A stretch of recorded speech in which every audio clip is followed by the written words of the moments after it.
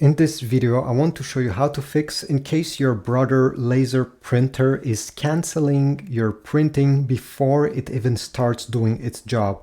So let me just demonstrate. I'll click print on my Mac computer and check the screen over here. So the printer receives the print and wait a few seconds. Here we go, cancel printing. I didn't touch anything and nothing works. Well, there is a solution to this problem, fortunately. And this one is to simply update your printer. You may have to do multiple updates.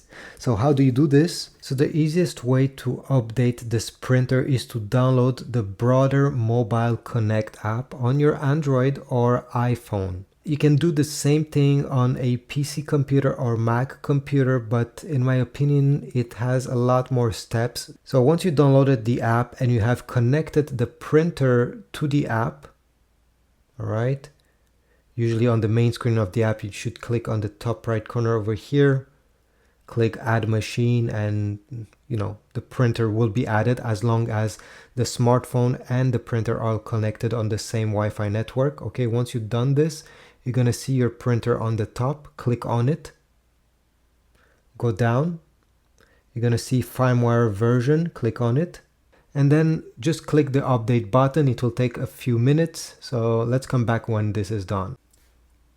We are back and I got this message. Check if your machine complete the firmware update. So on my printer, I didn't have time to check the screen over here, but I heard the fan going on.